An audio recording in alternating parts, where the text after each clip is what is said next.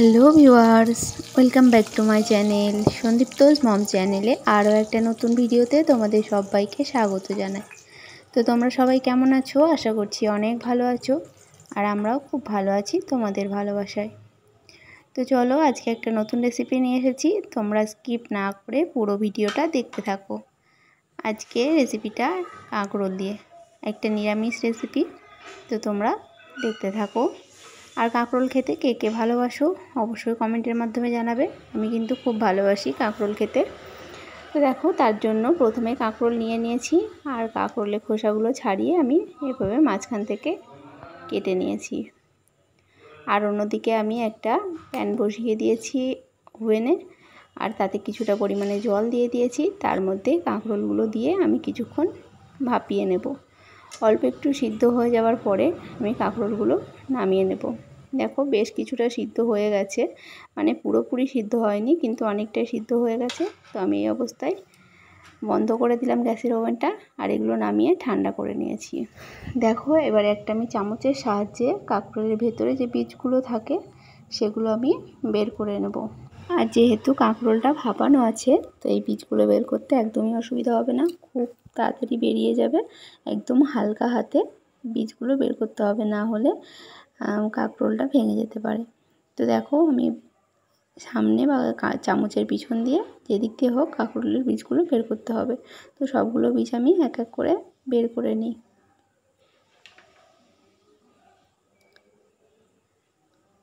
তোমরা প্লিজ ভিডিওটা দেখো, আর ভালো লাগলে লাইক কমেন্ট আর শেয়ার করে দিও। যদি নতুন বন্ধু হও প্লিজ সাবস্ক্রাইব করে দিয়ে চ্যানেলের পাশে থেকো। দেখো, সবগুলো কাঁকরোলের বীজ আমার বার করা হয়ে গেছে। এবার বীজগুলো আমি অন্য একটা পাত্রে তুলে নিচ্ছি। দেখো, এই বাটির মধ্যে দিয়ে দিলাম,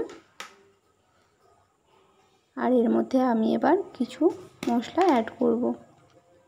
দেখো, কাঁকরোলের বীজগুলোর মধ্যে আমি দিয়ে দিচ্ছি লবণ পরিমাণ মতো, তারপরে দিয়ে দিচ্ছি 1 চামচ, এখানে ছিল 2টো কাঁচা লঙ্কা, 1 চামচ সর্ষে, আর 2 চামচ পোস্ত বাটা। আর বন্ধুরা, আমি খুবই দুঃখিত, এই টাইমে আমি 2 চামচ নারকেল কোড়া দিয়েছিলাম, তো সেই ভিডিওটা আমার একদমই স্কিপ হয়ে গেছে।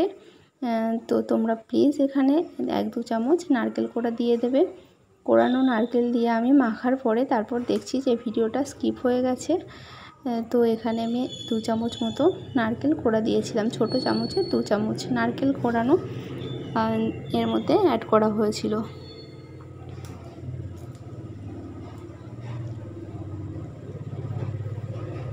তো আমি বীজগুলো ভেঙে ভেঙে দিচ্ছি, আর আমার খুবই খারাপ লেগেছে, আমি ওভাবে নারকেল কোড়ানোটা তোমাদের সঙ্গে শেয়ার করতে পারলাম না বলে। তো ভাবছিলাম যে ভিডিওটা দেব না, তারপরে আবার দিলাম। তো যাই হোক, দেখো, বীজগুলো ভেঙে ভেঙে আমি খুব ভালো করে মেখে নিয়েছি, আর তারপরে কাঁকরোলের খোলের মধ্যে এই পুরটা আবার ভরে নিচ্ছি। সবগুলো কাঁকরোলের খোলের মধ্যে ভাগ ভাগ করে এর মধ্যে ভরে নেব।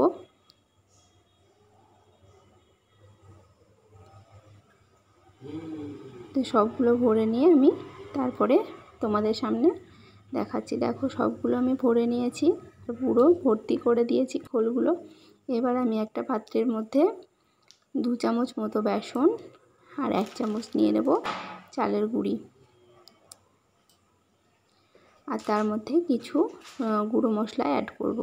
দেখো, তার মধ্যে দিয়ে দিলাম 1 চামচ জিরে গুঁড়ো, পরিমাণ মতো হলুদ, আর দিয়ে দেব পরিমাণ মতো লবণ, তারপরে দিয়ে দেব কিছুটা পরিমাণে কালো জিরে। এবার শুকনো মশলাগুলো দিয়ে আমি একটু মাখিয়ে নেব। তারপরে অল্প অল্প করে জল দিয়ে একটা ঘন ব্যাটার তৈরি করব। ব্যাটারটা যেন একদমই ঘন থাকে, বেশি পাতলা হয়ে গেলে কাঁকরোলের গায়ে লাগবে না, তো সেই জন্য ব্যাটারটা একটু ঘন হতে হবে। দেখো, আমি খুব ভালো করে মাখিয়ে নিচ্ছি। যেহেতু আমার 3-4টে কাঁকরোল, তো আমার একটাই হয়ে যাবে, তো তোমরা তোমাদের পরিমাণ মতো এখানে জিনিস ব্যবহার করবে। দেখো, ব্যাটারটা আমার একদমই রেডি হয়ে গেছে।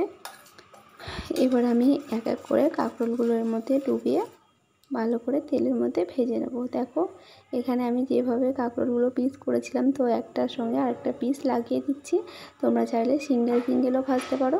তো আমি 3টে কাঁকরোল একসঙ্গে জয়েন করলাম, আর একটা সিঙ্গেল ভাজার জন্যই রেখে দিচ্ছি। দেখো এভাবে জয়েন করে ভাজলে দেখতে বেশ ভালো লাগে, একটু বড় বড়। আর দুটো আমি দেখো সিঙ্গেলভাবে রেখে দিলাম। তো এবার আমি একটা কাঁকরোল ব্যাটারের মধ্যে ডুবিয়ে দেব, আর তোমাদেরকে দেখাবো যে কতটা সুন্দরভাবে এটা বেসনটা গায়ে লেগে যায়। তো দেখো কতটা সুন্দরভাবে বেসনটা আমি হাত দিয়ে ঘুরিয়ে ঘুরিয়ে কাঁকরোলের গায়ে লাগিয়ে দিচ্ছি। আর অন্যদিকে আমি একটা কড়াই বসিয়ে দিয়েছি ওভেনে, আর ওভেনে তার মধ্যে দিয়ে দিচ্ছি সর্ষের তেল। এখানে তোমরা চাইলে সাদা তেলেও ভাজতে পারো, কিন্তু সর্ষের তেলে খেলে বেশি ভালো লাগবে খেতে, তো আমি সেই জন্য সর্ষের তেল ইউজ করছি। তো দেখতেই পেলে আমি বেশ খানিকটা সর্ষের তেল দিয়ে দিয়েছি, আর সর্ষের তেলটা এবারে আমার গরমও হয়ে গেছে।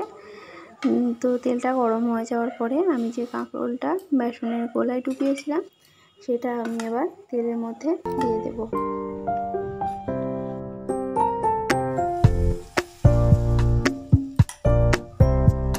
দেখো কাঁকরোলটা তেলের মধ্যে দেওয়ার পরে আমি আবার চামচের সাহায্যে উপরে যে পোর্শনটা আছে, তো ওইদিকে আমি একটু তেলটা তুলে তুলে দিচ্ছি যাতে খুব ভালো করে ভাজা হয়।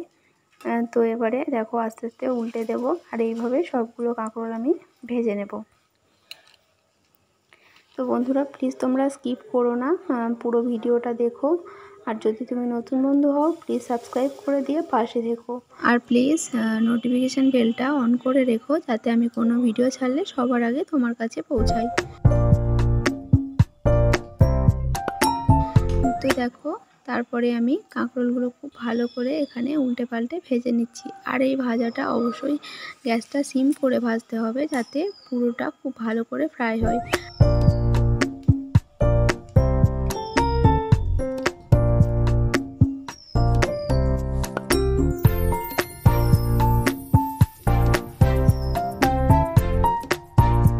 দেখো আমার এইভাবে সবগুলো কাঁকরোল ভাজা হয়ে গেছে।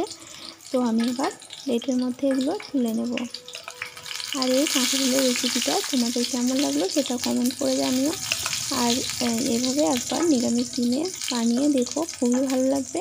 আর তোমরা যদি নিরামিষ ছাড়া বানাতে চাও তো এর মধ্যে সর্ষে বাটাটা স্কিপ করে পেঁয়াজও অ্যাড করতে পারো। তো দেখো সবগুলো আমার তৈরি হয়ে গেছে, আর দেখতে কিন্তু খুবই সুন্দর হয়েছিল, আর খেতেও খুব ভালো হয়েছিল। এভাবে তোমরা একবার অবশ্যই ট্রাই করো। গরম ভাতের সাথে ডাল দিয়ে খুবই ভালো লাগে এভাবে পুর ভরা কাঁকরোল খেতে, আর ভেতরের পুরটাও খেতে অসাধারণ লাগে। তোমরা সবাই খুব ভালো থেকো, সুস্থ থেকো, আর ভিডিওটা পুরোটা দেখে কমেন্ট করে যেও। এতক্ষণ ভিডিওটা দেখার জন্য তোমাদের সবাইকে অনেক ভালোবাসা। আজকের মতো টাটা।